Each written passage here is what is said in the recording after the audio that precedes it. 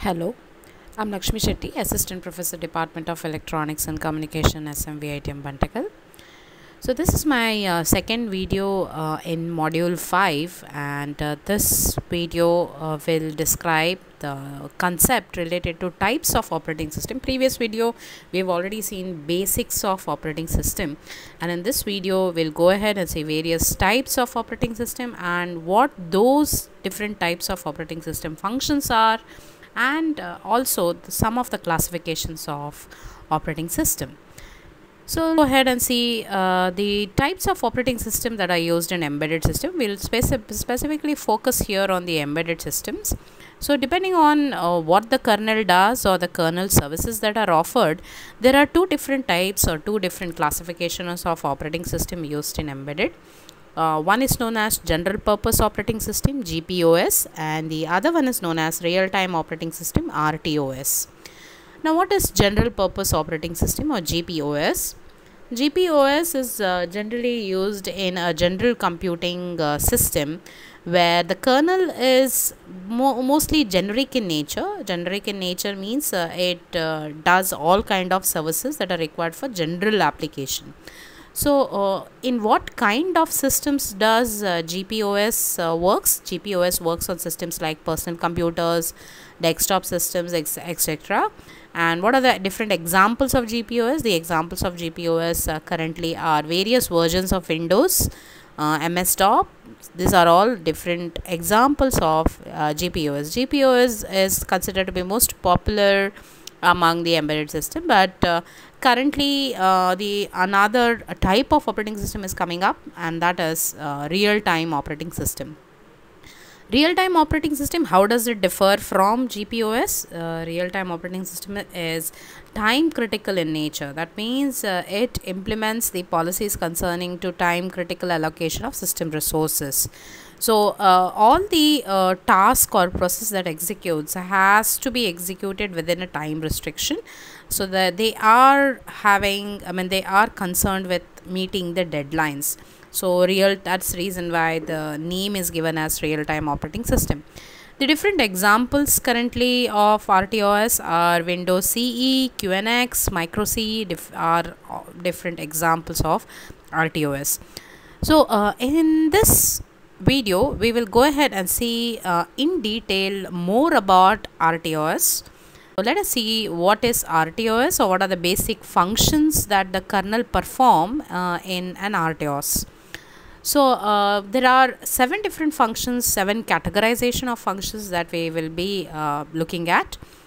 Task or process management, task scheduling, task synchronization, error or exceptional handling, memory management, interrupt handling, and time management. These are the 7 basic functions. One by one we'll look in detail all these functions of RTOS. Let us go ahead and see the first function of RTOS, task and process management. So it's similar to in the previous video with regard to basic operating systems. Also basics of operating system, we have already seen some functions. So similar functions are repeated in RTOS as well, so it will not be much difficulty for you guys to understand the concept, because you have already studied in the first video as well as in the operating system concept. Most of the terminologies that are used here are familiar to you. So let us see task or process management. Obviously, what all are the kernel services under the task or process management?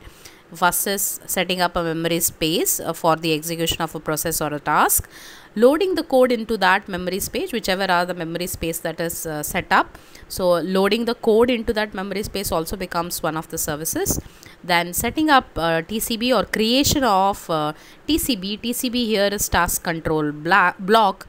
Now, what all are the different contents of TCB? The contents of different TCB, or the TCB generally consist of, let us see what all are those. Task ID, that means identification of the task for which it is being created. Task state, what is the current state of the task, whether it is in ready state, running state. So there are different states of a process or a task. So even the current task state is mentioned in the content of TCB.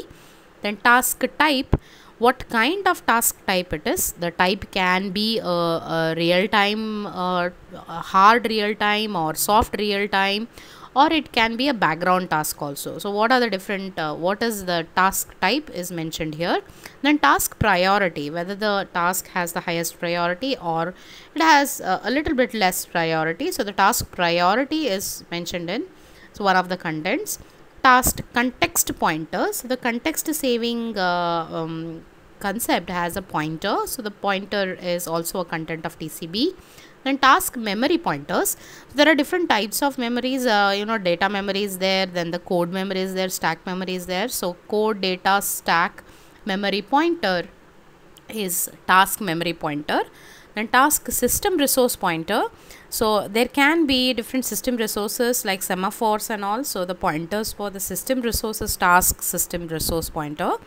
Then the task pointer, now here the task pointer here is basically giving information about either the preceding TCB or the next awaiting TCB. So it is pointing at the preceding TCB or next awaiting TCB. So that's task pointer and some other parameters.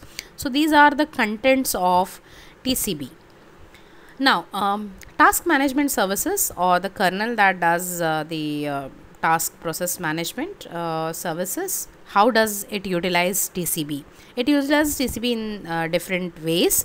One is creation of TCB for a task. If there is any task that is initiated, so a corresponding TCB needs to be created for that task. Deletion and removal of TCB when the task is terminated. It also reads the TCB to get the task. Why reading of TCB is required? Maybe to understand what is the current state of the task or what's the priority of the task. So based on that, reading of TCB also is one of the task management services. Then updation of TCB, that is updating the task priority. The priority may change dynamically, so updating the task priority becomes one of the services. Then modifying the TCB or changing the priority, as I said, modification of TCB also can be done under the task management services. So these are various aspects related to task and process management. Function is task process or process scheduling. Now here scheduling deals with which task or amongst the task the sharing of CPU. So which task gets the CPU time allocation is decided by the process scheduling technique. So here who does the scheduling? The kernel application that handles the task of scheduling is known as scheduler. Scheduler basically is an algorithm, and it's an algorithm for implementation. Now there are various different types of task or process scheduling technique. Those are classified as non-preemptive or preemptive scheduling techniques. The next function is task process synchronization. Now here there are different resources. Although in a system we may have limited resources, so the resources generally are shared across multiple tasks. Then dealing with synchronizing these resource allocation to the shared multiple tasks becomes a part of task or process synchronization. Okay, and even the communication between the various tasks also comes under task or process synchronization. So when we go further, we will be looking at different types of task scheduling techniques and also task synchronization. So we'll go in detail. Here we'll only see the brief about what is scheduling and what is synchronization. Okay. Next is error or exception handling. Now here there are various types of errors or exceptions that can be or that can occur or raise during the execution of the task. So dealing with this is one of the kernel function. Now what are the different types of error or exceptions that can come through? The exceptions like insufficient memory, timeouts, deadlock, deadline missing, bus error, divided by zero error, unknown instruction execution error. These are all different examples of error or exception handling. Now OS needs to give information if there is any exception raised or error occurred. So that error occurring has to be given as an information, and how does that information is received? Through system calls. So there are various mechanisms also available for handling these exceptions, or for handling this error. So one of the example of the mechanism for exception handling, what is the type of exception? Type of exception can be timeouts. Timeouts is one of wherein within the given period of time, if the execution is not completed, then there may be a possibility of hanging of the complete execution. So that is the reason why to counter these kind of exceptions called as timeout exceptions, there's a mechanism. One of the mechanism that is suggested or used generally in an embedded system is watchdog timer. I hope you remember we have covered what is watchdog timer previously in module 3, where we have seen different components of embedded system. So we've already covered watchdog timer, and you know what watchdog timer does. So watchdog timer here is used as a mechanism to counter the timeout kind of exceptions. So there are various error handling mechanisms present in embedded system.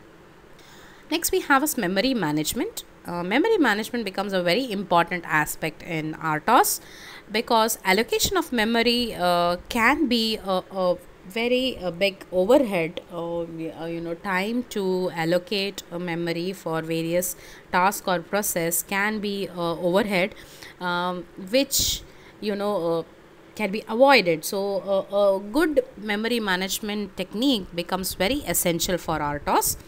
And since predictable timing and deterministic behavior are the primary focus of RTOS, so here the type of memory management or memory allocation method that is being used RTOS is block based memory allocation technique.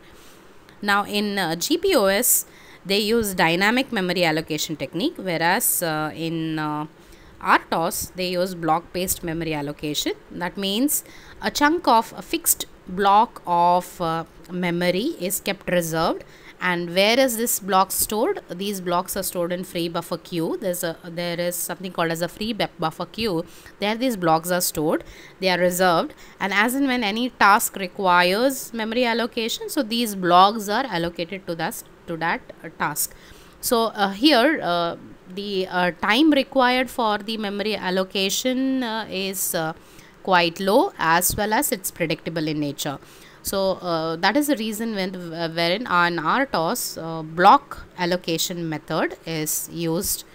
And there few of the RTOS kernels also use virtual memory concepts. So there is but not generally all RTOS, a few which are more time critical, requires a faster memory allocation, their virtual memory concept is also used. Now there's a trade-off here. Trade-off, since we are using block based memory allocation, of course the time or overhead is less, yes, but the utilization, memory utilization is a concern, but that's a trade-off required for RTOS. Okay, next we have is interrupt handling. Now interrupt handling deals with the different types of interrupts. Now interrupts are the one which informs the processor if there is any external device or any associated task requires an immediate attention of the CPU. So there are two different types of interrupts that we'll be dealing in RTOS. One is called as a synchronous and the other one is called as asynchronous interrupt. What is synchronous interrupt? Synchronous interrupt is one which occurs suddenly or which occurs in sync with currently executing task. For example, divided by 0, wherein execution of the task is going on and an interrupt because of some mathematical issues, a divide by 0 error can occur concurrently or while the execution of the task. So it is in sync, so it's called as synchronous interrupt. And even memory segmentation error can also be an example of synchronous interrupt. Now interrupt handler for synchronous interrupts are generally run in the same context of the interrupting task.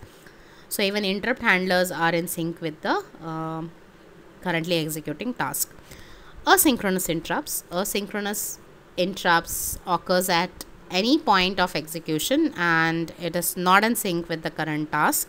So there may be the interrupts that are generated by the external devices. So like if there may be a error during serial data transmission or reception, so their interrupt can get generated. So these are examples of asynchronous interrupts. And asynchronous interrupts, interrupt handlers are written separately, and they are executed as a separate task, and it runs in a different context altogether. So that's all about interrupt handling. We have time management also as a seventh function of RTOS. So here the time reference is provided by a hardware chip called as real time clock. So RTC chip is a hardware timer that is used in RTOS. The hardware timer is basically programmed to generate an interrupt at a fixed rate. So this timer interrupt which gets generated is known as timer click. Now, what all are the actions or functions that timer click can be utilized for? That is to timer click can be utilized while implementing a current context, or for incrementing the system time register by 1, updating the timers, or activating any periodic task which is already set, invoking the schedulers, and deleting all the terminated tasks and associated TCB. These are all various actions that are associated with timer tick interrupt. So finally, we'll go ahead and see two different types of, we have seen different functions of RTOS. Now let's see a small brief about the types of RTOS. So there are two different types of RTOS, hard real time and soft real time. So the classification is made on the basis of adherence to timing constraint. Like for example, hard real time is the one type of RTOS wherein timing constraint is a major concern. Whereas in soft real time, meeting deadlines may not be that important, but it has to offer the best.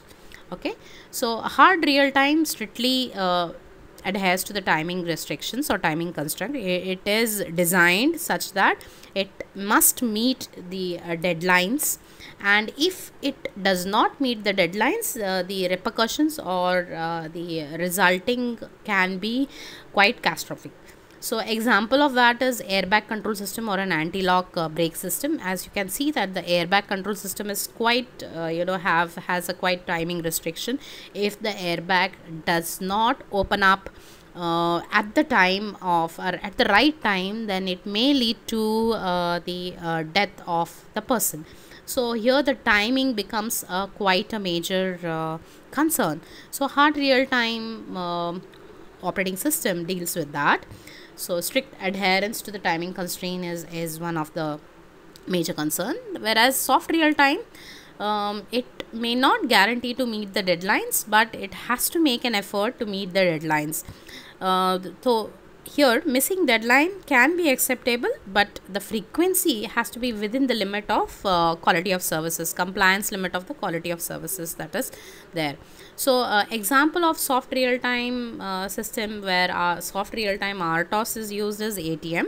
So even if the ATM cash does not come on time, on stipulated time, still it is the resulting effect is not that it's not that important. It can go ahead and give such certain delay, so no issues, as well as audio video playback system. So these are different systems where soft real time RTOS can be used. So this is all about all that I had to say in this video. Thank you.